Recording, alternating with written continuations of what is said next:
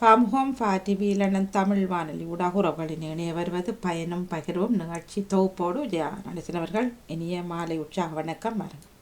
இனிய மாலை உற்சாக வணக்கம் Vani. TV London Tamil radio பாமு அதிபர் நடாமோகன், பாமுக தோப்பாளினி கலைவாணி மோகன், பார்த்தும் கேட்டுக்கொண்டிருக்கும் பாமு உறவுகள் அனைவருக்கும் எனது மாலை வணக்கம். நான் திருமதி ஜெயா நடேசன். இன்று பயணம் பகிர்வு நிகழ்வு 219வது வாரமாகும். மனிதநேயம் உணர்த்து மகத்தான மாரளி மாசத்தை அதிபர் நடாமோகன் எங்களுக்கு தந்திருந்த அவர்களுக்கு நன்றிகளை கூறிக்கொண்டு இன்றைய விருந்தினராக யாழ் மறை மாவட்டத்திலிருந்து அருள் தந்தை மர்சலின் அண்டன் ஜிரால்ட் அவர்கள் பயனும் பகிர நிகழ்வு பங்குபற்றி பகிர வந்துள்ளார். வணக்கம் ஃபாதர். நீங்கள் நீங்கள் பிரிவாகி யாழ்ப்பாணத்திலே 5 வருடங்கள் மறை மாவட்டத்தில் பணி செய்துவிட்டு உளவியல் கற்கநெறி படிப்பதற்காக இந்தியாவில் மதுரை காமராஜர் பல்கலைக்கழகத்தில் படித்தும் விஞ்ஞான முதுமணி பட்டம் பெற்று வந்திருக்கிறீர்கள்.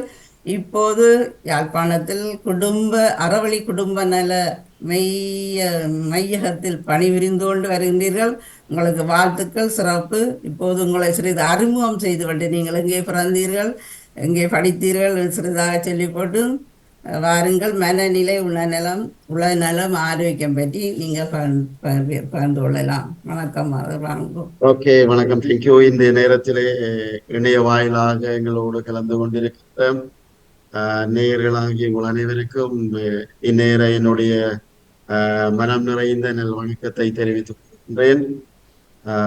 இந்த வணக்கம் என்று சொல்லுவதில்லை. இது நாங்கள் இலங்கையிலே 12 மணி ஆகுது காலை என்று சொல்லுவதா, மாலை இரவு என்று சொல்லுவதா? Okay, thank you. ஒரு விதமான ஒரு நல்ல அனுபவம். ஆகவே இந்த இதில் இணையக்கூடிய உங்கள் அனைவரையும் நான் அன்போடு வரவேற்றுக் கொள்ளுகின்றேன். என்னுடைய பெயர் ஒரு சிறிய அறிமுகத்தோடு நான் ஆரம்பிக்கலாம். நான் மர்சலின் அண்டன் ஜெரால்ட், புலோப்பளை கிளிநொச்சி மாவட்டத்திலே இருக்கின்ற பழையை சேர்ந்த இடத்திலே புலோப்பளை என்கின்ற ஒரு கிராமத்திலே பிறந்தனான். 1985ஆம் ஆண்டு பிறந்தனான். என்னுடைய ஆரம்ப கல்விகள் கூடுதலாக மாறி மாறி அது எண்ணில் அடங்காத பாடசாலைகளிலே கல்வி கற்றிருக்கின்றேன். குறிப்பாக இடப்பெயர்வின் மூலமாக 1 மாதம் ஒரு பள்ளிக்கூடம், இன்னொரு 6 மாதம் இன்னொரு பாடசாலை, 1 வருடம் 5 வருடம் என்று சொல்லி பல பாடசாலைகள் இருந்தாலும் பழைய மத்திய கல்லூரியில் என்னுடைய இடைநிலை கல்வியை கற்றுக்கொண்டு புனித சம்பத்திரிசியா டெட்ரிக்ஸ் காலேஜிலே தான் என்னுடைய உயர்கல்வியை நான் பெற்றிருந்தேன். அப்பொழுதுதான் நான் தரம் 9 படிக்கின்ற பொழுது புனித மடத்தினார் குருமடத்திலே சிறிய குறுமட மாணவனாக 2000ஆம் ஆண்டு நான் இணைந்து கொண்டேன். அதுவும் ஒரு போர்க்காலம். இடப்பெயர்வுகள், எங்களுடைய குறும்படங்களை இடம்பெயர்ந்து சென்று வேறு வேறு இடங்களிலே இயங்கிக் கொண்டு வகுப்புகள், மாலை நேர கல்வி, காலை நேரம் என்று சொல்லி பல இடர்பாடுகள். இவ்வாறு பாடசாலை கல்வி சிறிய குறுமடம் கற்ற பிற்பாடு 2009ஆம் ஆண்டு, அதாவது என்னுடைய ஈழப்போர் நிறைவடைகின்ற காலப்பகுதியிலே தான் நான் பெரிய குறுமடத்தை ஆரம்பித்தேன். புனித சவேரியார் குருத்துவ கல்லூரி. இன்றைய நாளிலே எங்களுடைய சவேரியார் குருத்துவ கல்லூரி எங்களுடைய பெருநாளை கொண்டாடுகிறார்கள். பாதுகாவலர் புனித சவேரியாருடைய பெருநாள். ஆகவே இன்றைய நாள் முழுவதும் நாங்கள் அங்கேதான் என்றோம். காலையிலே இருந்து மாலை வரைக்கும் கொழும்புத்துறை எங்களுடைய குறுமடத்திலே தான் நாங்கள் மகிழ்ச்சியானது, திருப்பலி, விளையாட்டுக்கள், கலந்துரையாடல்கள் என்று பலவற்றோடு நாங்கள் இணைந்திருந்தோம். அந்த உயர் குறுமட கல்வியை முடித்த பிற்பாடு நான் 2019ஆம் ஆண்டு ஜூன் மாதம் 22ஆம் தேதி தற்போதைய யாழாயர் அதிவந்தனைக்குரிய ஜஸ்டின் பெர்னார்ட் ஞான பிரகாசம் ஆண்டகை அவர்களினால் குருவாக நான் திருநிலைப்படுத்தப்பட்டேன். 5 வருடங்கள் குருவாக மறை மாவட்டத்திலே நான் பணியாற்றி வருகின்றேன். என்னுடைய பணித்தலங்களாக குறிப்பிட்டத்துக்கு பிற்பாடு முதலாக மரியன்னை பேராலயத்திலே நான் உதவி பங்கு தந்தையாக பணிக்கு அமர்த்தப்பட்டேன். ஒரு 1.5 வருடங்களாக நான் அங்கே உதவி பங்கு தந்தையாக பணியாற்றினேன். அதன் பிற்பாடு புனித மடத்தினார் குறுமடத்திலே இன்னும் ஒரு வருடம் பதில் உதவி அதிபராக அங்கு பணியாற்றினேன். அதிலிருந்து சுண்ணாகம் பங்கு தந்தையாக 9 மாதங்கள் பணியாற்றினேன். அங்கிருக்கின்ற பொழுதுதான் ஆயர் அவர்கள் இந்தியாவிற்கு இந்த உளவியல் கற்க நெறிக்காக உயர் படிப்புக்காக என்னை அனுப்பினார். எனவே அதை முடித்து நான் மீண்டும் எனது மறை மாவட்டத்துக்கு திரும்பி என்னாலான பணியை செய்வதற்கு மகிழ்ச்சியோடும் ஆர்வத்தோடும் நான் வந்திருக்கின்றேன். வாழ்த்துக்கள், சிறப்பு. ஆமா, தேங்க்யூ. இப்போது என்ன பணி செய்து கொண்டிருக்கிறீர்கள்? இப்பொழுது நாங்கள் அகவழி குடும்ப நல மையம் என்று பார்க்கின்ற பொழுது நான் இங்கு உதவி இயக்குநராக பணிபுரிகின்றேன். இயக்குநராக அருட்தந்தை டேவிட் அவர்கள் பணியாற்றி கொண்டிருக்கிறார். அவருக்கு உதவியாக உதவி இயக்குநராகவும் உளவியல் கற்க நெறியினுடைய இயக்குநராகவும் நான் பணியாற்றி கொண்டிருந்தேன். இந்த அகவொளி என்பது பலவிதமான கற்க நெறிகளை உள்ளடக்கியது. உங்களுக்கு சுருக்கமாக சொல்ல போனால், யாழ் மறை மாவட்டத்திலே இருக்கின்ற குடும்பங்களினுடைய அவர்களுடைய உறவுகளை, அவர்களுடைய உளநலங்களை, அவர்களுடைய உறவு பாலங்களை மேம்படுத்துவதற்காக உருவாக்கப்பட்ட ஒரு ஆணைக்குழு, குடும்ப ஆணைக்குழு. எனவே அதற்கு எங்களுடைய இயக்குனர் டேவிட் அடிகளார் தான் ஆணைக்குழுவின் தலைவராக இருக்கின்றார், குடும்பங்களுக்கு பொறுப்பாக யாழ் மறை மாவட்டத்தில். ஆகவே அந்த குடும்பங்களுக்காக உருவாக்கப்பட்ட இந்த நிறுவனத்துடைய முக்கிய பணி அவர்களுடைய நலன்களை பேணுதல், அவர்களுக்கு வருகின்ற பிரச்சனைகள், சவால்கள், அவர்கள் எதிர்கொள்கின்ற வாழ்க்கையின் கஷ்டங்கள், இவ்வாறு பல நிலைகளோடு அன்றாடம், நீங்கள் இந்த நிலையத்துக்கு வந்திருந்தால் தெரியும், காலையில இருந்து மாலை வரை ஒரு மக்கள் வந்து போகின்ற இடம்.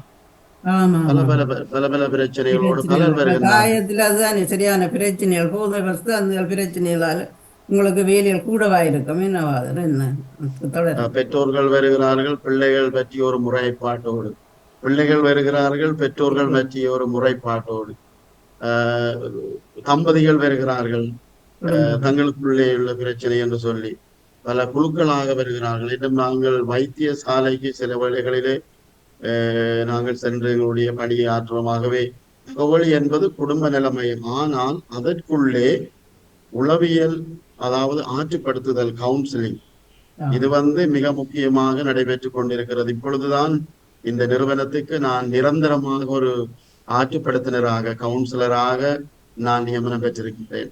ஆயர் அவர்கள் நியமித்திருக்கிறார்கள். ஆகவே இதை மக்கள் பலவாறு அறிந்து கொள்கிறார்கள் இணையதளம் ஊடாக.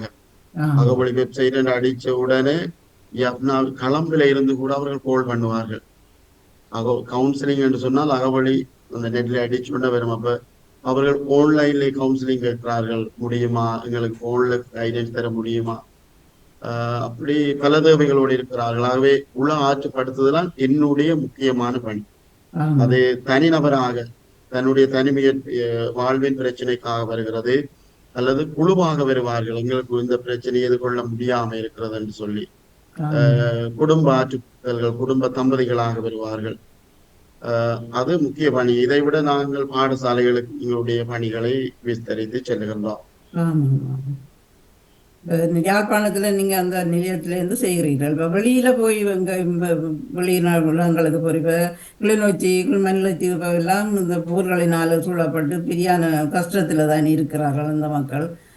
அவர்களை நீங்கள் போய் சந்திக்கிறேன் கூறியிருந்தீர்கள். அதை அவர்கள் தான் எங்களுடைய முக்கியமான டார்கெட் குரூப். தற்பொழுது பாதிப்படைந்து தேவையோடு இருக்கிறது கிளிநொச்சி, முல்லைத்தீவு மாவட்ட மக்கள். அப்ப என்னுடைய இந்த எம்எஸ்சி கற்க நெறியிலே நான் செய்து கொண்ட ஆய்வும் யாழ்ப்பாணத்துல கிடையாது. முல்லைத்தீவு, கிளிநொச்சி உள்ள பிரதேசங்களிலே 2006ஆம் ஆண்டு, அதாவது இந்த போர் ஒரு உச்சக்கட்டம் இருக்கின்ற பொழுது பிறந்த பிள்ளைகள், 2006 இருந்து இந்த போர் 2009ஆம் ஆண்டு முடிவுற்ற பொழுது இந்த காலப்பகுதியிலே பிறந்த பிள்ளைகளை பற்றி ஒரு ஆய்வைத்தான் நானும் எடுத்திருந்தேன். அவர்களுடைய மனநலம் எவ்வாறு இருக்கிறது என்று சொல்லி அதுதான் என்னுடைய ஆய்வு. ஆகவே என்னுடைய பணியின் நோக்கமே இந்த 2 மாவட்டங்களும் தான் குறிக்கோள். ஆகவே நாங்கள் இது என்னுடைய ஆரம்பம். நான் ஒரு 4 மாதங்கள்லாம் என்னுடைய பணியை ஆரம்பித்திருக்கேன். நானும் ஃபாதர் டேவிட்டும் கிளிநொச்சி, முல்லைத்தீவு போய் வருவதுண்டு. சாட்டர்டே, சண்டே, வீக்கெண்ட்ஸ்ல போய் ஸ்கூல்ஸ் ஸ்டூடெண்ட்ஸுக்கு செமினார், டீச்சர்ஸுக்கு செமினார் என்று சொல்லி நாங்கள் சாட்டர்டே சண்டேஸ்ல எங்களுடைய ப்ரோக்ராம் வெளி மாவட்டங்களுக்கு நாங்கள் விஸ்தரித்திருக்கிறோம். ஆமா. கன்னப்பிள்ளைகள் அப்படி பாதிக்கப்பட்டிருக்கணுமா வன்னி பகுதியிலெல்லாம் பாதிக்கப்பட்டது வந்து குறிப்பாக அந்த கால பகுதியிலே குழந்தைகளாக இருந்தவர்கள். கூடுதலாக 2006ஆம் ஆண்டில ஒரு 3-4 வயசு இருந்த எல்லா பிள்ளைகளுக்கும் இந்த பாதிப்பு இருக்கிறது. ஏதோ ஒரு விதத்தில் அவர்கள் பாதிக்கப்பட்டிருக்கிறார்கள். பெற்றோர் ஒத்துழைத்து கூட்டிக் கொண்டு வருவார்கள் அப்படி சந்திக்கிறா இல்ல நீங்க வீடு விடால ஒரு நிலையம் வச்சு அப்படி நாங்கள் ஒரு ஏனென்று சொன்னால் பெற்றோர்கள் கூட்டிக் கொண்டு வார அளவுக்கு பெற்றோர்கள் அவர்கள் இனங்காண முடியாமல் இருக்கிறார்கள். பிள்ளைகள் உண்மையாகவே பாதிக்கப்பட்டிருக்கிறார்களா அல்லது இவர்கள் வேணுமென்றுதான் தங்களுடைய நடத்தை கோலங்களை மாற்றத்தை உண்டு பண்ணுகிறார்களா அல்லது தங்களிடம் ஏதாவது பழி வாங்குவதற்காக அல்லது தங்களுடைய உருவங்களை மாற்றுவதற்காக அவர்கள் தன்னிச்சையாக செயற்படுகிறார்கள் என்ற ஒரு அவர்களுடைய சந்தேகம் இருக்கிறது. ஆனால் அவைகளுடைய மனநலத்திலே தான் அவர்கள் கஷ்டப்படுகிறார்கள் என்பதை அறிந்து கொள்ளக்கூடிய அறிவுத்திறன் தற்போதுள்ள பெற்றோர்களுக்கு மிகவும் குறைவாக இருப்பதுதான் எங்களுடைய அனுபவமாக இருக்கின்றது. போது வசதினால பாதிக்கப்பட்டிருக்கிற ஆண் பெண் பிள்ளைகள் சந்திக்கக்கூடிய சந்தர்ப்பங்கள் இருக்கின்றதா? அவர்களும் போதை வஸ்து இளைஞர் சிறியவர்களே நிறைய பாதிப்பு பாடசாலைகளில் ஆரம்பித்திருக்கிறார்கள். ஆனால் இந்த 4 மாதத்திலேயும் என்னுடைய அனுபவத்திலே பார்க்கின்ற பொழுது குடும்ப தலைவர்கள் ஹஸ்பண்ட் ஃபேமிலி இருக்கக்கூடிய ஹஸ்பண்ட் அவர்கள் வந்து சரியான ட்ரக்ஸை விட ஆல்கஹால் அடிக்ஷன். ஒரு இடத்திலும் பார்கள் எல்லாம் திறந்து வச்சிருக்கணும் தானே, நிறைய வசதி வாய்ப்புகளோடு எல்லா அனுமதிகளும் கொடுக்கப்பட்டிருக்கிறது. அதை அரசியல்வாதிகள் நியாயப்படுத்துகிறார்கள். அது தாங்கள் செய்தது சரிப்பிழை. இதை அலசி ஆராய்வது எங்களுடைய வேலை கிடையாது. இருந்தாலும் இந்த அனுமதிகள் இந்த எங்களுடைய மக்களிலே பாதிப்பை உண்டு பண்ணுகின்றது என்றதிலே ஐயமில்லை. அதால குடும்பத்துல பிரச்சனை தானே, வீட்டுல பிரச்சனை, பிள்ளைகளுக்கு பிரச்சனை, நிறைய ஹஸ்பண்ட்ஸ் அவங்க டொமஸ்டிக் வயலன்ஸ் என்ற வீட்டு வன்முறைகள் எங்களுடைய கூட வாரது வந்து என்னுடைய கவுன்சிலிங்ல வாரது பார்ட்னர்ஸ் வைஃப் மனைவிமார் வருகிறார்கள். தங்களுடைய கணவனுடைய வன்முறையின் கொடூரம் தாங்க முடியாமல் தற்கொலை முயற்சிகளை மேற்கொண்டவர்கள் ஏதோ ஒரு விதத்திலே இந்த நிலையத்தை அடையாளம் காணுகிறார்கள். அண்மையிலே ஒரு தாய் சந்திக்க வந்தார். அப்பொழுது தன்னுடைய பிள்ளைகளை பற்றி அவர் சொல்லிக் கொண்டிருக்கின்ற பொழுது நான் கேட்டேன், இந்த நிலையத்தை நீங்கள் எவ்வாறு அறிந்து கொண்டீர்கள் என்று.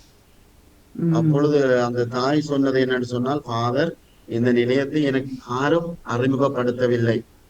தான் ஆச்சிரமத்திலே குழந்தைய கோயிலிலே இருந்து மண்டாடி கொண்டிருந்து தன்னுடைய பிள்ளைக்காக கண்ணீர் விட்டு அழுது இந்த பட்ரிக்ஸ் ரோட்டால போகின்ற பொழுது இந்த உங்களுடைய நோட்டீஸ் போர்டு இந்த விளம்பர பலகையை கண்டேன், அகவழி குடும்ப நல மையம்.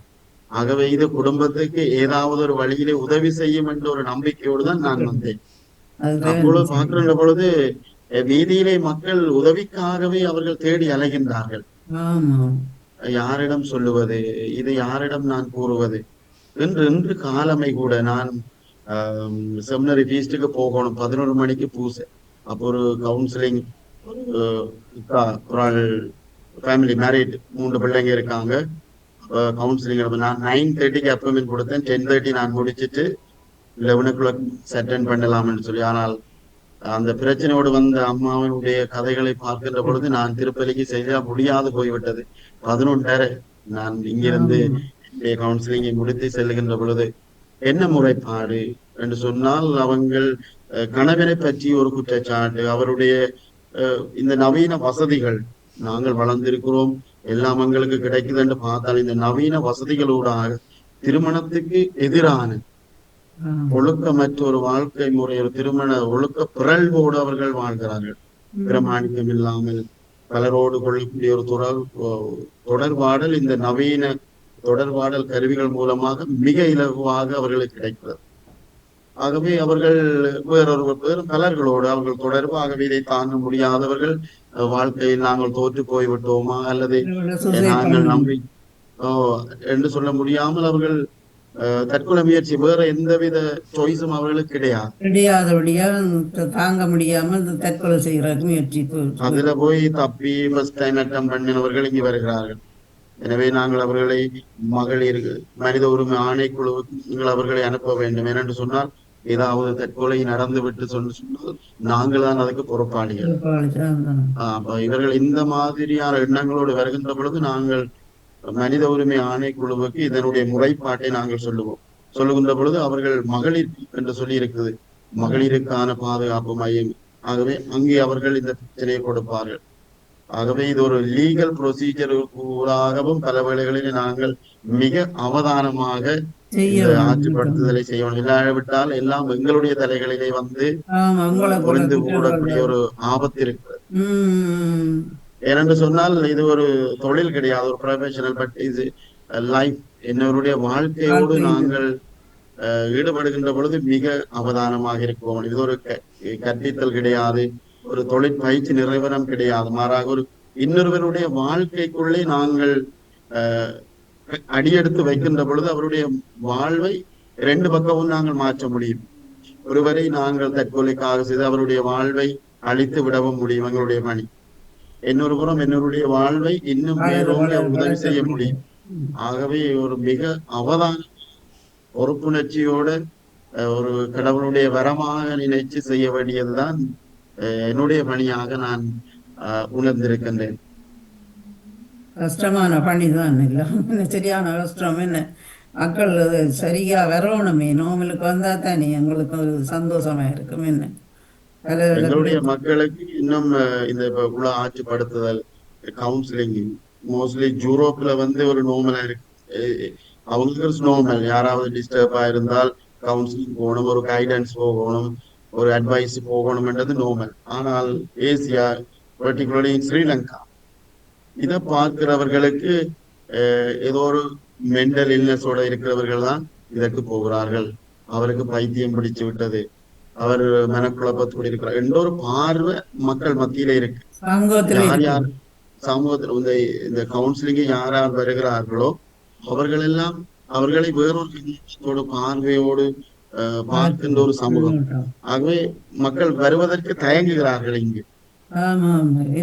வந்து போகின்ற பொழுது எங்களுடைய அந்த இரகசியத்தின்மையை நாங்கள் பேண வேண்டும், அல்லது வருகின்ற போகின்ற பொழுது யாராவது பார்த்து விடுவார்களா, பார்த்தால் என்னை பற்றி என்ன நினைப்பார்கள் என்றவாறான பிரச்சனைகள் எல்லாம் அவர்களுக்கு இருக்கு. இன்னும் எங்களுடைய மக்களிலே இந்த மனநலம் என்கின்ற ஒரு எண்ணக்கரு என்னும் ஒரு சிறப்பான ஒரு அர்த்தத்தை அவர்கள் பெறவில்லை. இதை பற்றிய அறிவீனத்தில் செய்யணும். இந்த மற்ற இளம்புள்ளிகள் ஃபாதர் எப்படி இருக்கிறாங்களா உங்க சமுதாயத்துல? இளைஞர்கள், இளம் வயதினர் குறிப்பாக பார்க்க போனால் பாடசாலையிலே கல்வி கற்கின்ற மாணவர்கள், அவர்கள் தாக்கம் இருக்கிறது, ஒவ்வொரு விதமான தாக்கம். அவர்களுடைய குழந்தை பருவத்தில் அவர்களுடைய வருகிற தாக்கம், அவர்கள் பெற்றோர்களுடைய வளர்ப்பினால் வருகிற தாக்கம், பெற்றோர்களுடைய பிரிவினால் வருகின்ற தாக்கம், அல்லது அவர்கள் சிறு வயதிலே அவர்கள் அல்லது கருவிலே அவர்கள் இருக்கின்ற பொழுது தாயினால் அம்மாவினால் உணரப்பட்ட உணர்வுகளுடைய தாக்கம் அவர்களுடைய செல்வாக்கு செலுத்தி கொண்டே இருக்கின்றது. அண்மையிலே 2 6ஆம் ஆண்டு சிறுவர்கள் இங்கு ஆற்றுப்படுத்தலுக்காக ஒப்படைக்கப்பட்டார்கள். சிறுவர்கள் 2 பேருமே ஒரே குடும்பத்தைச் சேர்ந்தவர்கள். அப்போது அவர்கள் வருகின்ற பொழுது பாடசாலையிலே அவர்கள் தங்களுடைய கோஷமான மற்ற பிள்ளைகளுக்கு அடிப்பார்கள், ஒரு அவர்களுடைய சாண்டித்தனம் காட்டுவார்கள். ஆனால் அவங்க என்ன சென்று அவங்களுக்கு தாங்கள் என்ன செய்யறேன்னு தெரியாது, மற்றவருக்கு அடிக்கிறது. ஆனால் ஆபத்தான முறையில் அது போகின்ற பொழுது எல்லாம் விசாரணைக்குட்படும். ஏன் செய்கிறார்கள், எதற்கு செய்கிறார்கள், இந்த காரணத்தை கண்டறிய எல்லாரும் விரும்புவார்கள். அரசாங்கம் அதிகாரத்தில் இருக்கிறவர்கள் ஏன் இவ்வாறு செய்கிறார்கள் என்று பார்க்கின்ற பொழுது இந்த சிறுவர்கள் வருகின்ற பொழுது அவர்களிடம் நான் கண்டுகொண்டது என்னவென்று சொன்னால், அவர்களுடைய தந்தையார் கருவிலே இவர்கள் இருக்கின்ற பொழுது அவர் வெளிநாடு சென்று விட்டார். இப்பொழுது அவர்களுக்கு 13 14 வயது ஆகின்றது. இன்னும் தந்தை அவர்கள் பார்த்தது கிடையாது. அப்பொழுது அம்மாவினுடைய வளர்ப்பிலே தான் அவர்கள் வாழ்ந்து கொண்டிருக்கிறார்கள். அப்பொழுது மற்ற பிள்ளைகளுடைய தந்தைகள் பாடசாலைக்கு அவர்களை கூட்டி வருகின்ற பொழுது அவர்களை டியூஷனுக்கு அழைத்து செல்லுகின்ற பொழுது இவர்களுக்கு அதை சிலது ஒரு பார்க்க முடியாது. மனத்தாக்கம் தானே அது. ஆமா ஆமா. எங்களுக்கு அப்பா இல்லை, நாங்கள் இல்லை, அவர்கள் இப்படி சந்தோஷமாக இருக்கிறார்கள், இதை நாங்கள் பொறுத்து கொள்ள முடியாமல் ஆவேசம் கொள்கிறார்கள். அக்ரெசிவ் பிஹேவியர் அவர்களுக்குள்ளே வருகிறது. இருக்கிறதால தூக்கி அடிக்கிறது, கண்ட இடத்தில் அவர்களுக்கு கல்லால் எறிகிறது, ஏதாவது செய்கிற இப்படி ஒரு ஆபத்தான நிலையே இருக்கிறார்கள். ஆகவே இதை பெற்றோர்கள் கூடுதலாக உணர வேண்டும். பிள்ளைகளை ஆமா விட ஆமா. பெற்றோர்கள் கூடுதலாக பெற்றோர்களுக்குத்தான் இது சம்பந்தமான அறிவும் அதனுடைய தாக்கம் இருக்கு. அறிவுகளை விரல் கொடுக்கப்பட வேண்டும். அதுதான் பெற்றோர் கவனிக்கத்தானே வேணும் பிள்ளைகளை. பெற்றோரும் தங்களோட பாட்டில் ஐபோனில் இருக்கிற போலோட இல்லை ஃபோன் கதைச்சு கொண்டு நாடகங்கள் பார்த்து கொண்டு இருக்கிறதால பிள்ளைகளை கவனிக்காமல் இருக்கிறோம். அப்படியே அங்கேயும் இருக்கிறோம். அப்படி ஃபோனில். இங்கே நிறைய பேர் இருக்கிறோம். ஆனால் கூடுதலாக பிள்ளைகளை கவனிக்காமல் என்று இல்லை, பிள்ளைகள் மேலது ஒரு ஓவர் எம்பசைஸ் கொடுக்கிறது. படிக்கணும், இவன் அதை செய்யணும் என்று சொல்லி ஒரு ரெஸ்ட்ரிக்ட் பண்றது, இல்லை. ரூல்ஸ் ஆமாம். அண்ட் ரெகுலேஷனை வந்து ஓவர்லோட் ஆகிறது, அவங்களுக்கு கீழே வைக்கிறது. அவங்களுடைய கஷ்டம், அவங்களுடைய வரையறை, அவனுடைய ஆற்றல் திறமை எவ்வளவு அவனுக்கு இருக்கிறது என்பது தெரியாமல் எல்லாத்தையும் திணிக்கிறது. திணிக்கிற பொழுது அவங்களுடைய மன வளர்ச்சியில் வந்து பலவாறு கோணங்களிலே அது வாய்ப்பு இருக்கின்றது. அந்த 5ஆம் புலம்பெ பரிசில் எடுக்கிற பிள்ளைகள் எல்லாம் சரியான தாக்கத்தில் இருக்குது எல்லாமே. அதுகளுக்கு தாங்கள் அரசாங்கம் பேச்சுகளுக்கு எங்களுடைய புதிய அரசாங்கம் வந்து இந்த பரிசில்லை நிறுத்தி இருக்கிறார்கள் என்ற ஒரு செய்தி வெளியாகி இருக்கிறது. ஆனால் உண்மை எவ்வளவுக்கு இருக்கும் என்று தெரியாது. இது பெரிய ஒரு அடியாக இருக்கிறது. முதலாவது தனியார் கல்வி நிறுவனங்கள் இந்த 5ஆம் ஆண்டு புலமை பரிசிலை வச்சு வியாபாரம் நடத்தினவர்களுக்கு டியூஷன் கொடுத்து காசு உழைக்கணும். பிள்ளைகளுக்கு காசு உழைப்பதற்கு மேலாக அதை எதுவென்று சொல்லலாது. உழைப்பை விட மிக மோசமான ஒரு சம்பாதித்துக் கொண்டிருக்கிறார்கள் கல்வியலாளர்கள். ஆகவே 2வது பிள்ளைகள் மிக மோசமாக படிப்பினம். வசதி இல்லாத பிள்ளைகள் என்ன செய்யறது? அதுகளுக்கு தான் அப்படி மன பிரச்சனை, மன அழுத்தங்கள் வேற வேற சந்தர்ப்பங்கள் இருக்கின்றது. இங்கே வருகின்ற பொழுது 7ஆம் ஆண்டு, 8ஆம் ஆண்டு, 5ஆம் ஆண்டு பிள்ளைகள் நிறைய பேர் வராங்க கவுன்சிலிங். ஒரு பிள்ளை வந்தான், 7ஆம் ஆண்டு படிக்கிற பிள்ளை பையன். அவன் பெரிய ஸ்கூல்ல படிக்கிறான். ஜப்னால பெஸ்ட் ஸ்கூல்ன்னு சொல்லக்கூடிய ஒரு ஸ்கூல்ல படிக்கிறான். அதுலேயும் 3 விழுந்துக்குள்ள வரக்கூடிய ஒரு கிரேட்ல பாஸ் பண்ணுவான். அவன் கவுன்சிலுக்கு வருகின்ற பொழுது நான் கேட்கின்ற பொழுது அவன் தொடக்கத்திலே சொன்னான், ஃபாதர், ஒரே ஒரு வார்த்தை சொன்னான். அதிலே இருந்து அவனுடைய உணர்வுகளை நான் அசை போட முடிந்தது. எவ்வாறு சொன்னான், ஃபாதர், எங்க அம்மாவை பார்க்க பயமா இருக்கு, அம்மாவை பார்க்க எனக்கு பயமாக இருக்கு. இதுதான் அந்த பிள்ளையினுடைய 6ஆம் ஆண்டு பிள்ளையினுடைய இந்த வார்த்தைகளை பார்க்கிற பொழுது மிக உள்ளத்திலே ஒடிந்து போன ஒரு வரிகளைத்தான் அந்த சிறுவன் என்னோடு பகிர்ந்து கொண்டார். யாராவது பெற்ற தாயை எதிலையும் விட்டு கொடுக்க மாட்டாங்களா? ஆனால் பிள்ளை பயமாக இருக்கிறது. அவர் தன்னுடைய சித்தப்பா மாமா வீட்டிலே தான் அவன் ஒரு வாரமாக அவன் தங்கி இருக்கிறான். ஏனென்றால் அம்மாவோடு இருக்க எனக்கு பயம். அம்மா அங்கு ஏதாவது வன்முறை எதுவுமே செய்ததில்லை. அம்மா செய்வது எதுவென்று சொன்னால் அவனை பாடசாலைக்கு கொண்டு காலமே விடுவதும், அவ்வாறு ஏற்றி கொண்டு வந்து டியூஷன்ல விடுவதும், அதே உடுப்போடு பிள்ளையை திரும்ப 6 மணிக்கு வீட்டை கொண்டு இறக்குவதும். இதுதான் தாய் செய்கிற கொடுமையாக அந்த பையன் உணர்வு. அவன் நான், ஃபாதர், எனக்கு டியூஷன் தேவையில்லை, நான் ஒரு இன்டெலிஜென்ட், டியூஷன் போகாமலே நான் மார்க்ஸ் எடுப்பேன். ஆனா எங்க அம்மா என்ன புரிஞ்சு கொள்றாங்க இல்ல. என்னென்ன மற்றவியல் டியூஷனுக்கு போயினோம், அப்ப என்னோட பிள்ளையும் போகத்தானே வேணும். அதான் அந்த கம்பெட்டிஷன் ஒன்று தான். இவர் பாஸ் பண்ணினால் அவர் பாஸ் பண்ணணும், இவருக்கு கிடைச்சால் அவருக்கு கிடைக்கணும். இல்லை கூடுதலாக நான் பார்த்தது எங்களுடைய அம்மா மாதிரி தான் இது ஸ்ட்ரெஸ்.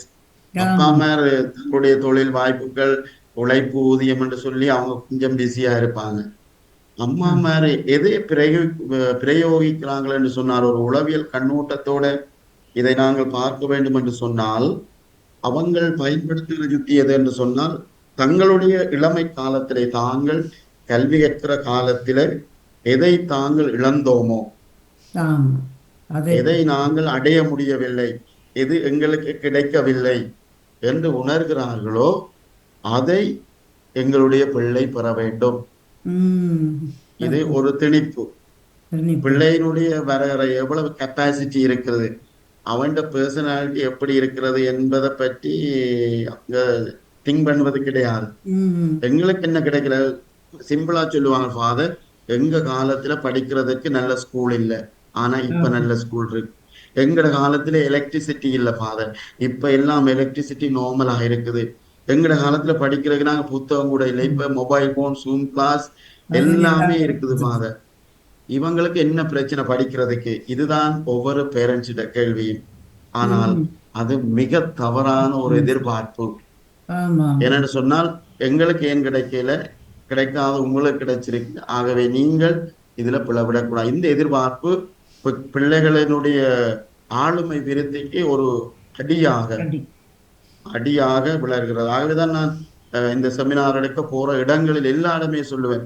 அண்மையில மிக பிரபலியான பாடசாலைகளுக்கு பிறகு அழைத்திருந்தார்கள் பெற்றோர் தினத்துக்கு. ஆமா. அங்கு கூட நான் சொன்னேன், பிள்ளைகள் உங்களுடைய செல்வங்கள், நீங்கள் விரும்புவதை திணிப்பதற்கு அவர்கள் ஒரு தொட்டிகள் கிடையாது, ஒரு குப்பை தொட்டிகள் கிடையாது, அல்லது ஒரு பொது வாங்கிகள் கிடையாது அவர்கள். ஆகவே ஆமா. உங்களுடைய பிள்ளைகளுடைய உண்மைகளை அறிந்து அவர்களுக்கு அது உதவி செய்யுங்கள் என்று சொல்லித்தான் நான் என்னுடைய உரையை ஆற்றினேன். ஆமா. சிறப்புவா.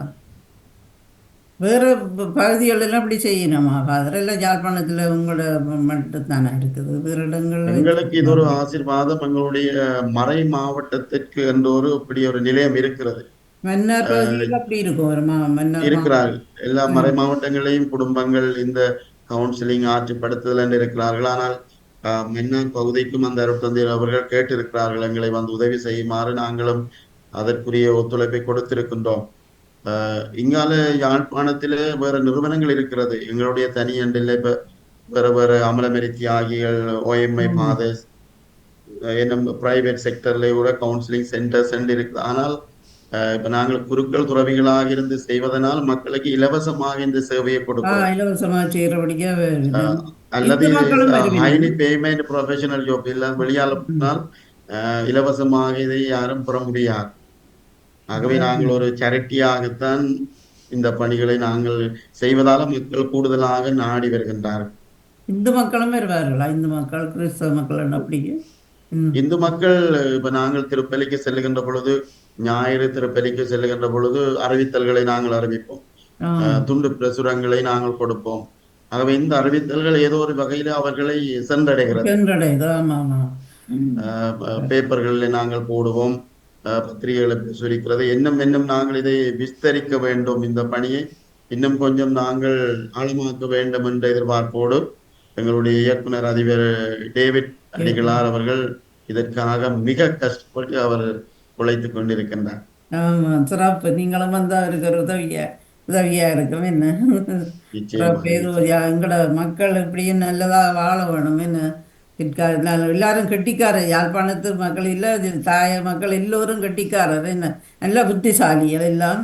அதில் வளம்படுத்துறதுக்கு தான் நாட்கள் இல்லாமல் இருந்தது இப்போ. என்னென்று சொன்னால், அவர்களுக்கு உணர்வுகள் பற்றிய உங்களுக்கு பொதுவாக நான் சொல்லி போனால், உணர்வுகள் என்று சொன்னால் எல்லா உணர்வுகள் என்று சொன்னால் நாங்கள் பெயர் கொடுக்கிறோம் இல்லையா?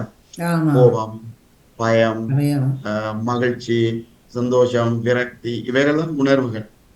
ஆகவே இந்த உணர்வுகள் எதுவும் கூடானது கிடையாது. எல்லா உணர்வுகளும் நல்ல உணர்வுகள் தான். ஆமா. எதையும் நாங்கள் கூடாதுன்னு சொல்ல முடியாது. இப்போ ஒரு ஆளுக்கு கோபம் வருகுதுன்னு சொன்னா கூடாது, நாங்கள் காரணம் என்ன கூடாதுன்னு சொல்ல வராது முடியாது. கோவம். ஒரு அநீதியை கண்டால் எங்களுக்கு கோபம் பெறணும்.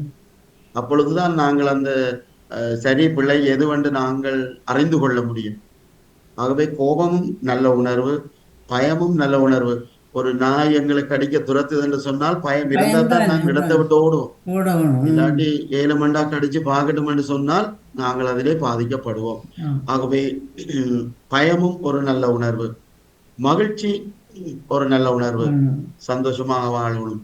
ஆனால் முக்கியமான என்ன கருத்து என்று சொன்னால், இந்த எல்லா உணர்வும் ஒரு சமநிலையாக இருக்க வேண்டும். ஆமா. ஏதாவது ஒரு உணர்வு அதனுடைய சமநிலையை தாண்டுகின்ற பொழுது அது மனித உடலிலே உணர்விலே பாதிப்பை ஏற்படுது, வாழ்க்கையே இல்லாமல் குளித்து விடுகிறது. அளவுக்கு ஓரளவுக்கு மிஞ்சினால் அமிர்தம் இல்லை. ஓரளவுக்கு தான் நாங்கள் மகிழ்ச்சியாக இருக்க முடியும், ஒரு அளவுக்கு தான் நாங்கள் சோகமாக இருக்க முடியும், ஒரு அளவுக்கு தான் நாங்கள் பயப்பட முடியும். இது லெவலை தாண்டுகின்ற பொழுது, அதாவது ஆம், எப்படி சொல்லலாம், ஒரு அளவுக்கு சோகம். மிஞ்சினால் அமிர்தம் நஞ்சன்னு சொல்லுவினமே. அது இந்த உணர்வுகளை பொறுத்த மட்டிலும் எங்களை விருப்பம் வெறுப்புகளை தவிர உணர்வுகளிலேயும் அது மிக முக்கியமாக பேணப்பட வேண்டும். ஆமா. இப்போ ஒரு எங்களோட வீட்டில் ஒரு இறப்பு நடந்து விட்டால் எங்களுக்கு எல்லாருக்கும் கவலை இல்லையா? ஆமா. சோகம் என்றது, கவலை என்றது ஒரு உணர்வு, அது வெளிப்படுத்தப்பட வேண்டும். அந்த உணர்வு நாங்கள் அழுவோம், கஷ்டப்படுவோம், ஆமா. எங்களால் நடக்கி வச்சிருக்க ஓ கூடாது. அந்த உணர்வுகள் எல்லாம் உளவியலாளர்கள் சொல்லுவார்கள் ஒரு 7-8 நாளைக்கு தான் நீடித்திருக்க முடியும். ஆமா. இது சாதாரண மனிதர்களுக்கு இவ்வாறு என்று அவர்கள் சொல்லுவார்கள். எவரொருவருக்கு ஒரு கிழமை, ஒரு 1 வீக்கை தவிர ஒரு உணர்வு அதே ரேஞ்சில், அதாவது ஒரு அதிന്റെ கெப்பாசிட்டி குறையாமல் சில பேர் குறைஞ்சு குறைஞ்சு போகும். ஆமா. முதல் நாள் ஒரு பிரச்சனை, 2ஆம் நாள் குறையும், 3ஆம் நாள் ஒரு 1 வீக்ல சாதாரணமாக நாங்கள் இறப்பு விடன்னு சொன்னால் ஒரு ஃபியூனரல் மட்டும் எங்களுக்கு சரியான கஷ்டமா இருக்கும். ஆமா. ஃபியூனரல் முடிஞ்ச அடுத்த நாள் கொஞ்சம் சுகமா இருக்கும். ஆமா. ஃபியூனரல் முடிஞ்சு 2-3 நாளுக்கு பிறகு ஓரளவு நார்மல். கொஞ்சம் 1 கொஞ்சம் வீக் குறைச்சு. ஆகின உடனே அவரவர் வேலைக்கு போயிடுவாங்க, ஆமா. ஸ்கூலுக்கு போயிடுவாங்க. வீட்டில் நார்மலாக இருக்கிறது. நாங்கள் will complete to our duty இல்லையா? இதுதான் ஆமா. சாதாரண மனிதர்களுக்கு இருக்கணும் என்று உளவியலாளர் சொல்லுவார்கள். ஆனால் யார் ஒருவர் இந்த உணர்வுகளிலிருந்து நீடித்து செல்கிறார்களோ தங்களால் தாங்க முடியாமல், ஒரு கிழமை, ஒரு 2 கிழமைக்கு பிறகும் ஒருவர் ஒரு இறப்பை பற்றி அழுது கொண்டே இருக்கிறார், தன்னுடைய அன்றாட வாழ்க்கையை அவரால் கொண்டு போக முடியல, எழும்ப முடியல, தன்னுடைய கடமைகளை செய்ய முடியாம கஷ்டப்படுகிறார் என்று சொன்னால் அவருடைய உணர்வு வெளிப்படுத்தப்பட வேண்டும். அதுக்குத்தான் கவுன்சிலிங் தேவை. வச்சிருக்கிறேன். அப்ப கோபப்படலாம், கோபம் நல்ல, இப்ப குடும்பத்துல கூட பார்த்துருப்பீங்க, கோபம் வரும். ஆனா ஒரு ஆளுக்கு தொடர்ந்து கோபம் அதே ரேஞ்சில் இருக்கும் என்று சொன்னால் அது அது ஆபத்து நல்லது தான். கிடையாது, அது ஆபத்து தான். அது ஆபத்துக்கான. அப்ப ஒரு பிரச்சனை நடக்கும் பொழுது கோபம் வரலாம், ஆம். ஒரு அநீதியை காண்கின்ற பொழுது, ஏதாவது ஒரு இல்லாத நடக்குது ஒரு கோபம் வரலாம். ஆனா எப்பொழுதுமே பொய்யேற்று கோபமாக இருந்தால் அது நல்லது கிடையாது. எனவே அப்படிப்பட்ட மக்களை இனம் கண்டு அவர்களுக்கு ஆற்றுப்படுத்துதல் கொடுக்க வேண்டும். இல்லாவிட்டால் இந்த உணர்வு தொடர்ந்து தொடர்ந்து இருந்தால் ஆம். அவர்களுடைய உணர்விலே மாற்றம் ஏற்படும். முதலாவது மனம், ஆம். 2வது உடலிலே மாற்றங்கள் ஏற்படும். பிறகு தீராத நோயாக மாறிவிட முடியும். சில வேளைகளிலே நாங்கள் சைக்காட்ரிக் அந்த உளவியல் பிரிவுக்கு நாங்கள் மனநோய் என்று சொல்லப்படுகிற இங்கே சொல்லப்பட அந்த பிரிவுக்கு அனுப்பினால் மாத்திரைகள் மூலம் குணப்படுத்த முடியும், காலம் கடந்தவை. அதற்கும் கடந்தவை சில வேளை குணப்படுத்த தீராத நோய்களாக கவலைக்குரிய விடயமாக பலரிலே இது ஒரு ஆதிக்கம் செலுத்தி கொண்டிருப்பதை மனவேதனையோடு பார்க்கிறேன்.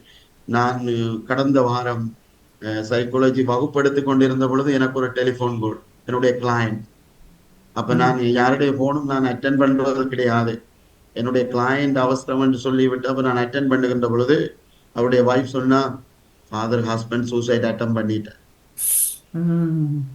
ஒரு வெஹிக்கிளுக்கு முன்னாலே அவர் பாஞ்சிட்டார். தேங்க் காட் அவர் சாகல, சரியான சீரியஸ் ஹாஸ்பிட்டல் உடனே அட்மிட் பண்ணிட்டாங்க. அப்ப நான் நெக்ஸ்ட் உடனே கிளாஸை முடிச்சுட்டு அங்க ரஷ் பண்ணி போய் ஹாஸ்பிட்டல்ல இருந்தவங்களுக்கு நான் இன்ட்ரடியூஸ் ஆகினால் அவங்களுக்கு கிளினிக் எதுவும் இருக்கல. அப்ப நான் இவர் என்னுடைய கிளையண்ட் தான், இன்னும் இது இருக்க ஏற்கனவே நான் சைக்காட்ரிக்கு இவரை ரிவர் பண்ணி இருக்கிறேன் மெடிக்கேஷன். அப்ப அவர் ஃபாலோஅப்ல இருக்கிறார் என்று சொல்லி அவர்களுடைய நிலையை நான் தான் போய் சொல்லக்கூடியதாக இருந்தது. ஆகவே இது கண்டுகொள்ளாமல் விட்டால், இந்த உளநலத்தை நாங்கள் கண்டுகொள்ளாமல் ஒருவரிடம் பாதிக்கப்பட்டது என்று சொன்னால் அவர் மிக மோசமான விளைவுகளை அந்த மனிதர் சந்தித்து ஆபத்துக்களிலே தன்னுடைய வாழ்வை ஒரு ஆபத்திலே முடித்துக் கொள்ள ஒரு துர்ப்பாக்கிய நிலை, மிக மிக கவலைக்குரிய விடயம் இது.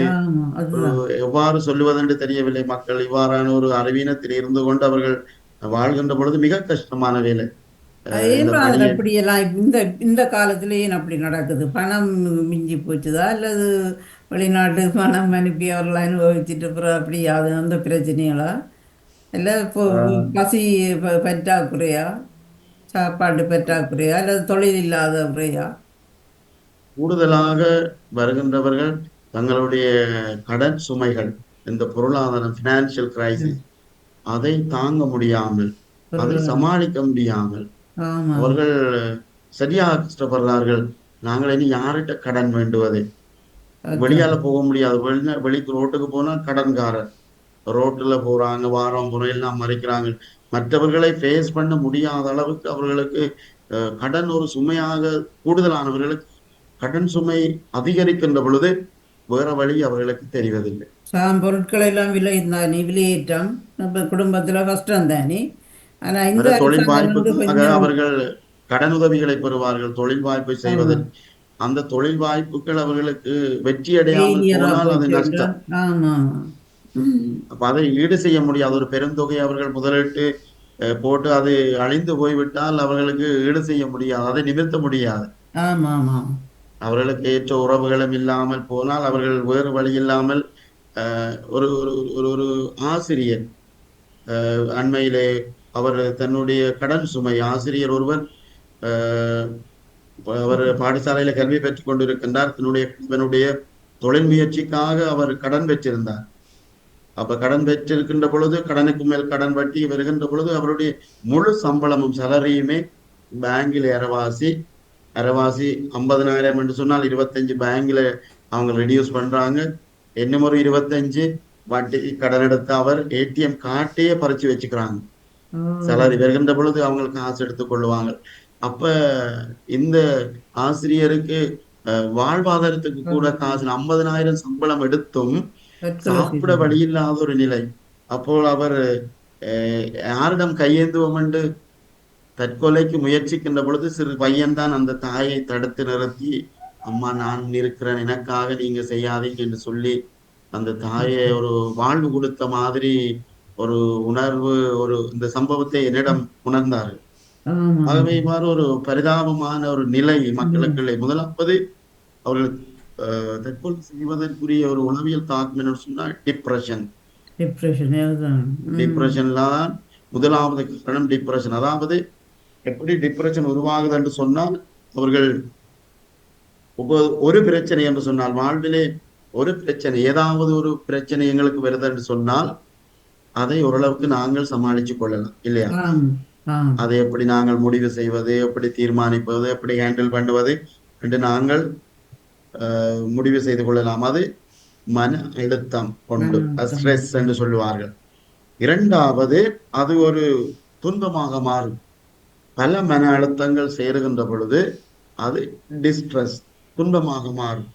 இந்த துன்பத்துக்கு அடுத்தபடி, இந்த துன்பத்திலேயும் யாரும் அவரை கண்டுகொள்ளவில்லை, யாரும் அவருக்கு உதவி செய்யவில்லை என்று கண்டால் அவர் அடுத்த படியை அடைவார். அதுதான் டிப்ரெஷன்.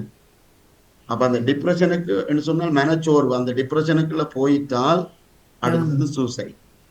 அடுத்தது அவர்கள் தற்கொலைக்கு முயற்சி செய்வார்கள். அப்ப அவர்களை நாங்கள் கண்காணிக்க வேண்டும். அவர்களை 24 hours ஒப்சர்வ் பண்ண வேணும்.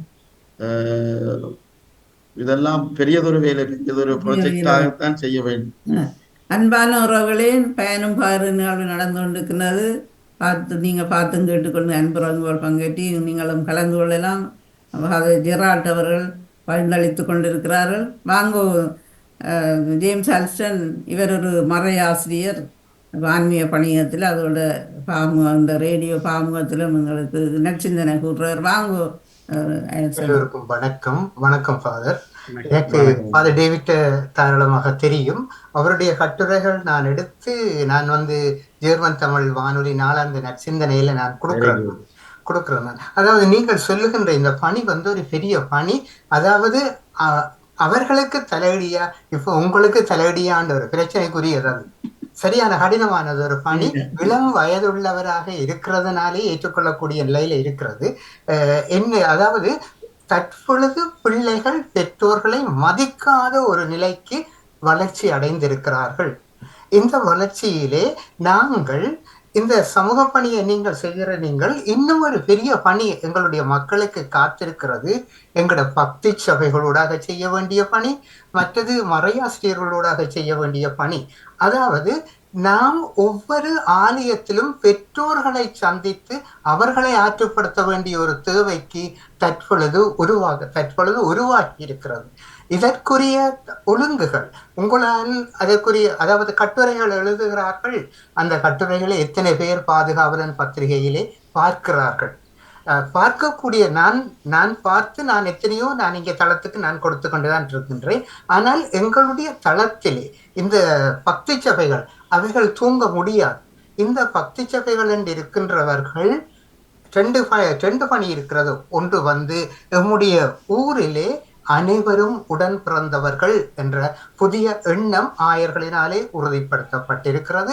இரண்டாவது, அதாவது வத்திக்கானாலும் கூட எல்லோரும் உடன் பிறந்தவர்கள் என்ற எண்ணம் வளர்த்தெடுக்கப்பட வேண்டிய தேவையும் இருக்கிறது. ஒவ்வொரு பங்கிலும் பலரும் முந்தித்தான் ஒரு சமூகமாக வாழ்ந்தவர்கள், இப்பொழுது அப்படி இல்லை. ஒரு பங்கிலே எல்லோருமே இருக்கின்றார்கள். ஆகையினாலே எல்லோரையும் ஏற்றுக்கொண்டு வாழக்கூடிய மனப்பக்குவம் நான் ஃபாதர் இம்மானுவேல் இங்கே இருந்த காலத்திலேயே எடுத்திருந்தேன். ஒரு தடவை இந்த தளத்தினூடாகவே ஃபாதர் வட்ட கேட்டிருந்தேன், உங்களுக்கு தரப்பட்ட காலம் 2000 வருடங்கள், இன்னும் சாதி அமைப்பு நீங்கவில்லை என்றால் தவறு மக்களில் மட்டும் சொல்லாதீங்கள், உங்களிலும் இருக்கிறது. ஆகையினாலே அடுத்தது இந்த பள்ளிக்கூட படிப்பு, இந்த மறையாசிரியருடைய கல்விகள், சின்ன குழந்தைகளுக்கு கல்வி கற்கும் போதே அனைவரும் ஆண்டவனுடைய சகோதரர்கள் நீங்கள் என்ற அந்த உறவு வளர்க்கப்பட வேண்டும். ஆகையினாலே நீங்கள் தருகின்ற அந்த பகுதியிலே எடுத்துக்கொண்டால், அந்த பகுதியிலே சில பகுதிகள் பெற்றோர்களை நோக்கி சொல்ல வேண்டிய கட்டாயமான நிலை இருக்கிறது. ஆகையினாலே பங்குகளிலும் இப்படிப்பட்ட ஆயத்தங்களை செய்வது நலமானது என்பது என்னுடைய கருத்து. உங்களுடைய பணி மிக மிக நிறைவானது. இறை ஆசீர்வாதத்தோடு வேண்டி நிற்கின்றேன். நன்றி, வணக்கம். நன்றி ஆன்சன் அவர்களே. நீங்கள் சொன்னதுக்கு ஒரு கருத்து, நீங்கள் எவ்வாறு மக்களின் பணிகளை கொண்டு செல்கிறீர்கள் என்று கேட்டீர்கள். நாங்கள் இப்பொழுது பங்குகளுக்கு நாங்கள் செல்ல ஆரம்பித்திருக்கின்றோம்.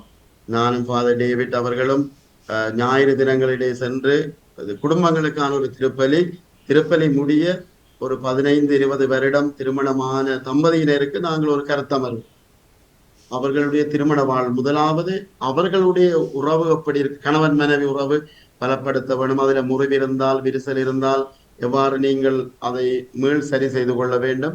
அதற்கு பிற்பாடு பிள்ளைகளுடைய உறவிலே நீங்கள் எவ்வாறு செல்வாக்கு செலுத்த வேண்டும் என்பதை நாங்கள் இந்த 4 மாதங்களிலே ஒரு 5-6 பங்குகளுக்கு சென்று நாங்கள் இந்த பணியை ஆரம்பித்திருக்கிறோம். ஆகவே தனிய எழுத்துக்களிலே மட்டும் நாங்கள் நின்று விடாமல், இது நீங்கள் கூறிய மாதிரி பக்தி சபைகளூடாக, குறிப்பாக மரியாயின் செயலை எடுத்துக்கொண்டோம் என்று சொன்னால், ஒரு குடும்பத்திலே அவர்கள் மிக மிக ஆலோசனை வழங்கக்கூடிய ஒரு தரத்திலே அவர்கள் இருக்கிறார்கள். அவர்கள் செய்ய வேண்டிய ஒரு மிக முக்கியமான எளிதான பணி, தங்களுடைய பிள்ளைகளின் பிள்ளைகளை அவர்கள் ஏற்றுக்கொண்டாலே அவர்களுக்கு போதுமானது. இன்றைய இந்த யங் கப்பிள்ஸ் வருகிறார்கள், எங்களுடைய இந்த லைஃப் எங்களுடைய அம்மா அண்டர்ஸ்டாண்ட் பண்றாங்க இல்லை, அவங்க வேறொரு வேர்ல்டுல இருக்கிற மாதிரி பாக்குறாங்க. அவங்களுக்கு கஷ்டம். ஏனென்றா அவங்க வாழ்ந்தது இன்னொரு உலகம், அவங்க பார்க்கறது இன்னொரு உலகம், இனி வரப்போறது இன்னொரு உலகம். அப்ப நாங்களெல்லாம் இந்த கால ஓட்டத்துல அடித்து செல்லப்படுறாக்களாகத்தான் நாங்க இருப்போம்.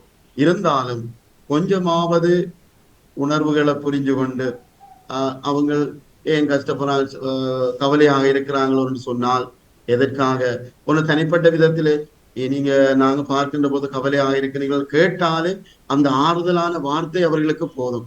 பெரிதாக செய்து முடிக்க கிடையாது.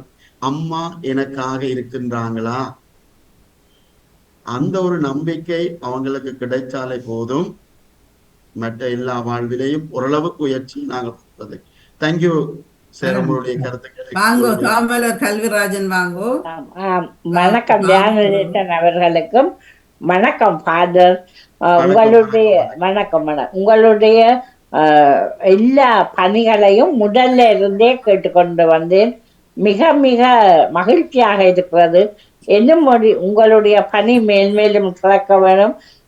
உள ஆற்றுப்படுத்தல், மிக தூய்மையான பணி. அது உண்மையாகவே எங்களுடைய மக்களுக்கு அதிகம் பேருக்கு தேவைப்படுகிறது. என்னென்றால் இந்த காலத்துல அவர்கள் துன்பப்படும் போது அந்த உண ஆற்றுப்பட்டதே அவர்களுக்கு ஒரு சிறந்த மகிழ்வை தரும். ஆகவே உங்கள் பணி சிறக்க இல்லாமல் இறைவனை வேண்டி விடைபெறுகிறேன். நன்றி, வணக்கம். நன்றி சோமலர் கல்விராஜன். இவன் ஒரு ஓய்வு நிலை ஆசிரியர், இந்த பாம ரேடியோவில் ஒரு அங்கத்தராக இருக்கின்றார். நவுலா சிவநாதன் வாங்கோ. இனிய வணக்கம் ஜெயா அக்காவுக்கும் இனிய வணக்கம் ஃபாதர். மிக அருமையாக அற்புதமாக உங்களுடைய சொற்பொழிவுகளை கேட்டோம். மிக மிக மகிழ்வாக இருந்தது. நீங்கள் ஆற்றுப்படுத்துகை என்ற ஒரு அழகான அந்த உளவியல் ஆலோசனைகளுடன் விளங்குகின்ற ஒரு ஃபாதராகவும் அதை நீங்கள் எடுத்து சொன்ன விதம் எங்களுக்கு உண்மையிலேயே மிக மகிழ்ச்சியாக இருந்தது. ஆனால் மிக கவலையாக இருக்கிறது, அந்த ஜெனரேஷன் கேப் என்றது தான் அங்கு ஒரு மாற்றத்தை ஏற்படுத்துகிறதோ என்ற ஒரு கேள்வியை எழுப்புகின்றது. காரணம், அந்த தற்கொலையின் விளிம்புக்கு வருகிறார்கள் என்றால் அது இன்னமும், அதாவது போர்க்கால சூழலில தான் அப்படியான ஒரு மாற்றம் என்றால், போர் கடந்து 15 வருடங்களை தாண்டி இப்படியான ஒரு மாற்றம் இன்னமும் நிகழுது என்றால் உண்மையிலேயே எங்கள் தமிழ் மக்களுக்கு இது ஒரு சாபக்கேடா என்று எண்ண தோன்றுகிறது. நீங்கள் சொன்ன அந்த விடயங்களை பார்க்கும்போது நீங்கள் எவ்வளவு தூரம் அந்த மக்களோட ஆற்றுப்படுத்தையில ஈடுபட்டு இருக்கிறீர்கள் என்றதை பார்க்கல. இப்ப நான் கேட்கிறேன் டாக்டர், இப்ப அதாவது பெற்றோர்களுக்கான ஒரு ஆலோசனைகள் தேவைப்படுகிறதா என்ற ஒரு கேள்வி இருக்கிறது. என்றால் பிள்ளைகள் நவீனங்களோட இப்பொழுது வளர்ந்து கொண்டிருக்கிறபடியால் பெற்றோர்களால ஈடுபடுத்த முடியாத ஒரு சூழலில அப்படி வருகிறதா? இப்ப கடன் சுமைகள் பொதுவாகவே வறுமை கோட்டின் கீழ் இருப்பவர்களுக்கு வருவதுதான். ஆனால் சவாலாகத்தான வாழ்க்கையை ஏற்க வேணும், அதற்குள்ளும் இப்படி நாங்கள் வாழ வேணும் என்ற அந்த திட்டமிட்ட செயற்பாடுகள் அந்த மக்களுக்கு இன்னும் வரவில்லையா, அல்லது இன்னமுமே அறியாமையின் விளிம்பின் ஓரத்தில நிற்கிறார்களா என்ற ஒரு கேள்வி எனக்கு எழுகிறது டாக்டர்.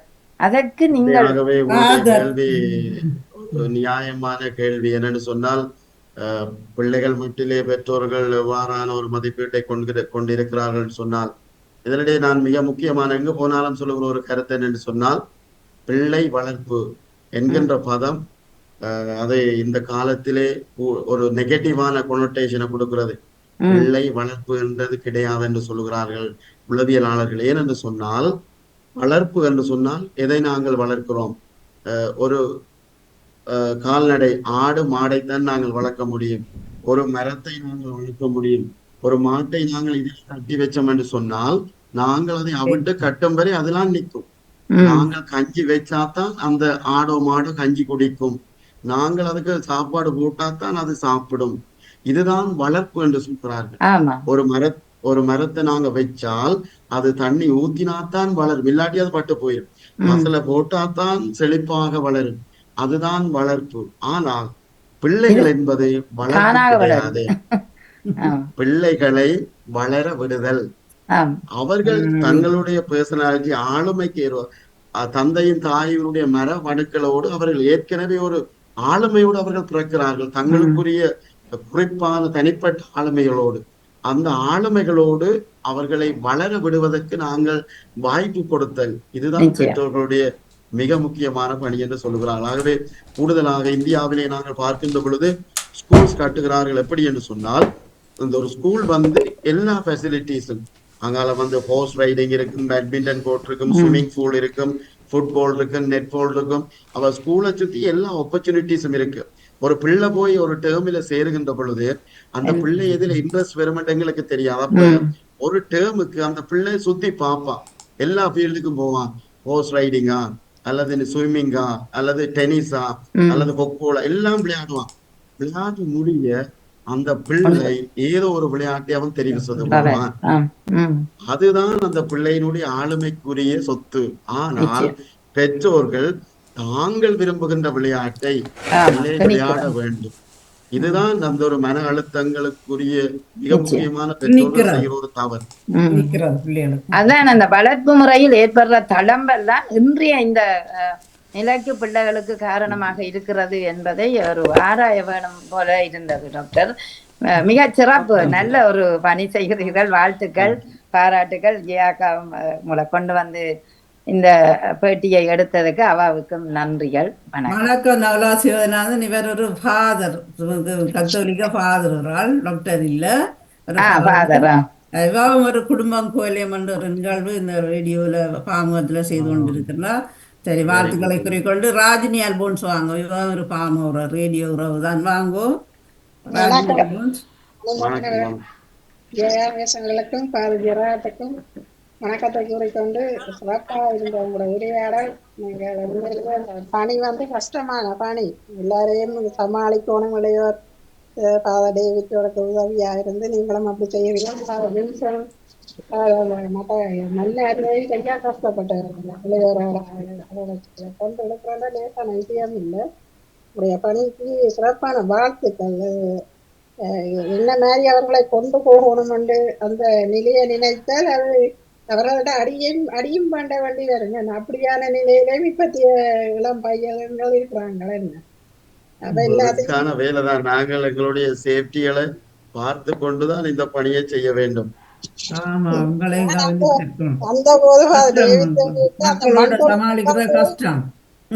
அந்த மண்டபத்தை பார்க்கவே பயங்கரமா இருந்தா. அப்ப நாங்க இந்த பெரிய மண்டபத்தில் இருக்கிறீங்கடா பாருங்க, நாங்கள் இருக்கிற இதுக்குள்ளதான் இந்த கண்டு காட்டினர். என்னுடைய தாங்களை பிடிக்காத உதவிகள் எல்லாம் செய்யணுமா வந்து உண்மையிலேயே கூட பணி சிறக்க வாழ்த்துக்கள். என்னென்றால் அந்த சமாளிச்சு கொண்டு போக முடியுமே. நீங்க அந்த ஒரு இடம் இல்லை. இப்ப முல்லைத்தீவு அந்த பக்கங்கள்லயும் போய் வரைக்கும் எல்லா இதுகளையும் தாங்கி கொள்ளத்தான் வேணும். இப்ப நான் அங்க வந்தேன் டேவிட் ஓசி வந்து அண்ணின்னு சொல்லி அதை போன ஈஸ்டருக்கு அங்க வந்தேன்டவ. நான் வந்து இங்க ஒரு 4 மாசம் தான் இந்தியா. நீங்க இப்ப 4 மாசம் டேவிட்டோட அண்ணிதான். நான் அவருக்கு தான் நல்லா தெரியும். ஃபாதர் தான் பயங்கர முயற்சிகளை செய்து கொண்டு இருக்கிறார் இந்த நிறுவனத்தை இன்னும் விரிவுபடுத்துவது. அவரோட நீங்க இவ்வளவு துணையா இருந்து நீங்க இவ்வளவு உதவியா இருக்கிறது அவருக்கு கொஞ்சம் சுகமா இருக்கிறது. அவருக்கு பெரிய ஒரு தலையடியாக போயிடும். அவருக்கு நாங்கள் சேர்ந்து இருக்கிறதால நிறைய பணிகளை நாங்கள் திட்டமிடக்கூடியதாக இருக்கிறோம். கலந்து ஆலோசிச்சு செய்து கொள்ளலாம். உங்களுக்கு சிறப்பான வாழ்த்துக்கள் ஃபாதர். இப்படியான இந்த நேரத்திலையும் நீங்க முடிய போது உங்களுக்கு அப்படியான நேரத்தில் நாளைக்கு வேலை இருக்காது. நன்றி ராஜினி அல்போன்ஸ். நீங்களும் இவன் ஒரு பாமூராவு தான். என்ன சொல்ல ஒரு தொகுப்பாளினி வாங்கோ. சாந்தினி துறையரங்கன் இவரும் ஒரு முற்றத்து மலர் நிகழ்வு செய்து கொண்டிருக்கின்றார். ஒரு டான்ஸ் ஆசிரியர் பாமூராவாக இருக்கின்றார். வாங்கோ சாந்தினி துறையரங்கன். இனிய உற்சாகமான வணக்கம். நான் ஜெயநடிசன் அவர்களுக்கும் இன்று விருந்தினராக கலந்து சிறப்பித்துக் கொண்டிருக்கிற ஃபாதர் அவர்களுக்கும் வணக்கம். ஃபாதருடைய பணிகளை கேட்டுக்கொண்டிருக்கிறோம். இந்த நேரத்துக்கு, இந்த காலத்துக்கு, அதுவும் இந்த 2 கிழமைகளாக கஷ்டப்பட்ட இந்த காலத்துக்கு உகந்த ஒரு பணி ஃபாதருடைய பணி. உண்மையில எல்லா வருத்தங்களுக்கும் ஒரு மருந்து இருக்குதுன்றால் இந்த மனம் சம்பந்தமான வருத்தத்துக்கு கதைச்சு அவர்களோட என்ன பிரச்சனை என்று தீர்த்து அவைய கேட்டு அறிகிறது முதல் பெரிய ஒரு சவால் என்றே சொல்லலாம். அந்த பணியை நீங்க வடிவா செய்து கொண்டிருக்கிறீங்க. நீங்க சொன்ன விதங்கள் நன்றாக இருந்தது. அந்த விளங்கக்கூடிய மாதிரி இவர்கள் அவர்களை எப்படி செய்யலாம், என்ன செய்யலாம் என்று சொன்னது கேட்பதற்கு எங்களுக்கு தூண்டுதலாகவும் இருந்தது. இப்படி செய்யலாமோ என்று சொல்லி எங்களுக்குள்ளும் ஒரு எண்ணத்தை ஏற்படுத்தக்கூடிய அளவுக்கு உங்களுடைய கருத்துக்கள் அமைந்திருந்தன ஃபாதர். மிக்க நன்றிகள் இந்த தளத்தில் இன்று வந்து உங்கள் பகிர்வுக்கு. மிகுந்த சிறப்புகள். நீங்கள் இன்னும் ஆயுள் ஆரோக்கியத்தோடு நீண்ட காலம் வாழ வேண்டும் என மனதார வாழ்த்தி வணங்குகிறோம். நன்றி ஜெயநடிசன் அவர்களே. நன்றி, வணக்கம். நன்றி ராஜு. சாந்தினி ஸ்ரீரங்கன் இவ ஜெர்மனியில இருக்கின்றதான். இப்ப இங்கிலாந்துலேருந்து நவலோதி தில்லைத்தேவன் இவ ஒரு செய்தியாளர் பாம உறவு தான். வாங்குவோம். வணக்கம் ஃபாதர் அவர்களே. நீங்கள் இருவரும் பேசியதை கேட்டுக்கொண்டிருந்தேன். உங்கள் பணிகளை சிறப்பாக தொடர்ந்து செய்து கொண்டு வருகிறீர்கள்.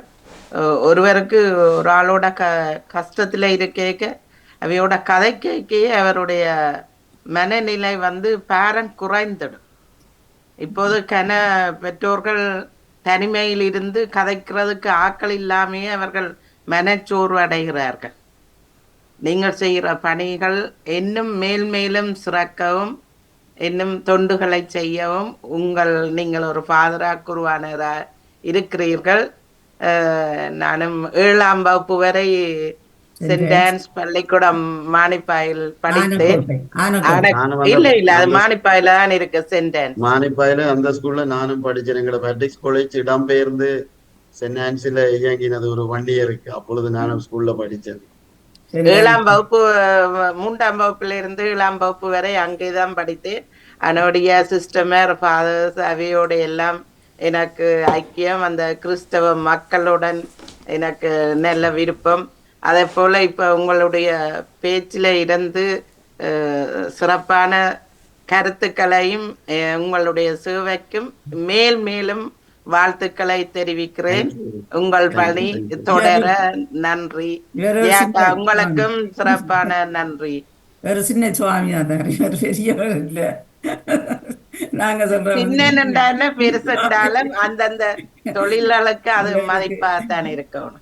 5 வருஷம் தான் குருவாக வந்து அது 5 பேர் அதுதானே உங்களுக்கு ஒவ்வொருத்தரும் ஆரம்பத்துல இருந்துதானே பெருசு பெருசா போகலாம். இன்னும் மெருவீர்கள் தானே இன்னும் பெரிய குருவானவராக.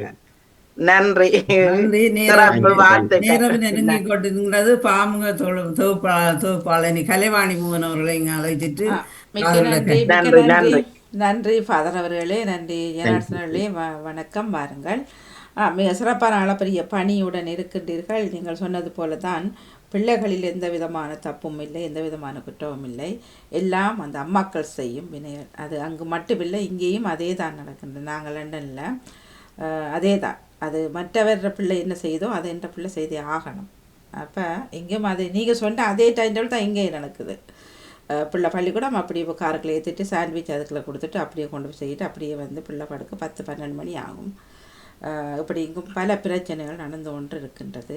ஆனால் இப்பொழுது பார்க்க போனால் இப்போ அந்த யூனிவர்சிட்டிக்கு போகும் பிள்ளைகள்கிட்ட கொஞ்சம் விளையாட்டு குறைவாக இருக்கின்றது பெற்றோர்கள் பக்கமாக.